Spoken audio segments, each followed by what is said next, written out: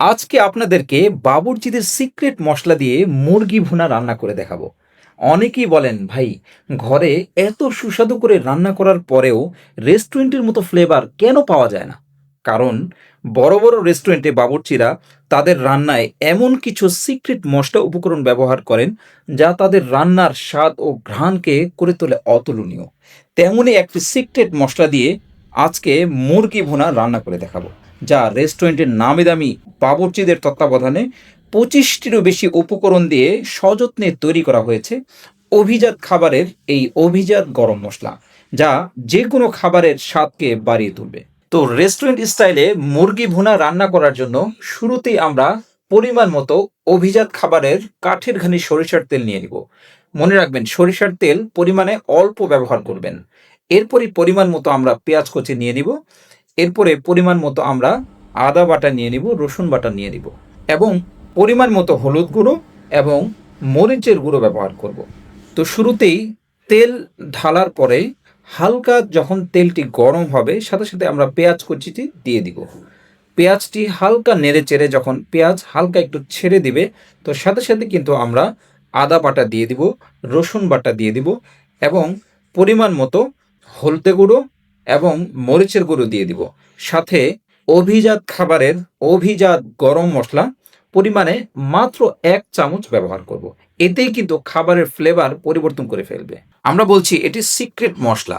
কেন আমরা এটিকে সিক্রেট মশলা বলছি? নিশ্চয়ই এতে কিছু সিক্রেট উপকরণ দেওয়া হয়েছে।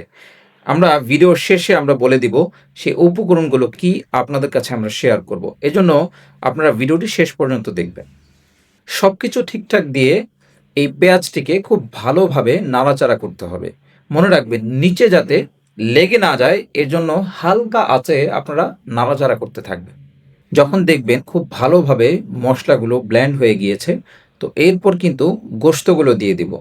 লম্বা সময় ধরে আমরা নাড়াচাড়া করতে থাকবো, যাতে মশলাগুলো খুব ভালোভাবে গোশতের সাথে মিশে যায় এবং একটি সুন্দর ফ্লেভার তৈরি হয়।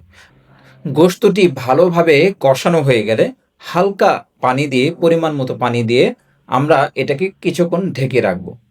চুলার আঁচটা মনে রাখবেন, খুব অল্প পরিমাণে চুলার আঁচটা দিয়ে রাখবেন, যাতে নিচে লেগে না যায়। একটু পরপর ঢাকনা খুলে নাড়াচাড়া করে নেবেন, যাতে নিচে কোনোভাবেই লেগে না যায়। যখনই দেখবেন ঝোলটি টেনে নিয়েছে এবং তেলগুলো ভেসে উঠেছে, তখন চুলার আঁচটা আরেকটু কমিয়ে দিবেন। ফাইনালি আমরা চুলাটা বন্ধ করে দিব এবং এটাকে খুব সুন্দরভাবে পরিবেশন করে তুলব। চলুন দেখা যাক এই মশলায় কি কি সিক্রেট উপকরণ ব্যবহার করা হয়েছে, যেগুলো সচরাচর কিন্তু আমরা ঘরে ব্যবহার করি না। তো শুরুতে আমরা বলবো বিপুল মরিচ এখানে দেওয়া হয়েছে, যেটি অনেকেই কিন্তু আপনারা চিনেন। নামি দামি রেস্টুরেন্টে বাবুর্চিরা যে কোনো রান্নার একটু স্পাইসি করে তোলার জন্য কিন্তু এই বিপুল মরিচটি ওনারা ব্যবহার করে থাকেন। এছাড়াও আমরা এখানে ব্যবহার করেছি রোজ মেরি, যেটা কিন্তু রান্নার ফ্লেভারটা খুব বাড়িয়ে তোলে। বড় বড় নামি দামি রেস্টুরেন্টের শেফরা কিন্তু এই রোজ মেরি এটিকে ব্যবহার করে। ন্যাচারাল গোলাপের পাপড়ি অল্প পরিমাণে ফ্রেশ কোয়ালিটির ব্যবহার করেছে, যাতে ফ্লেভারটা খুব সুন্দর আসে। অভিজাত খাবারের অভিজাত এই গরম মশলা চিটাগাংয়ের মেজবানি থেকে শুরু করে পুরান ঢাকার কাচ্চি এবং যে কোনো ধরনের মাংস রিলেটেড রান্নায় জাস্ট পরিমাণ মতো ব্যবহার করবেন, আপনার রান্নাকে জাস্ট অসাধারণ করে তুলবে। এই জন্য ঝটপট এই মশলাটি অর্ডার করতে অর্ডার নাও বাটনে ক্লিক করুন, অথবা 013337398784 এই নাম্বারে কল করেও কিন্তু আপনারা এই মশলাটি অর্ডার করে ফেলতে পারবেন। আর এই ধরনের আরও আকর্ষণীয় রেসিপি দেখতে পেজটিকে ফলো করুন।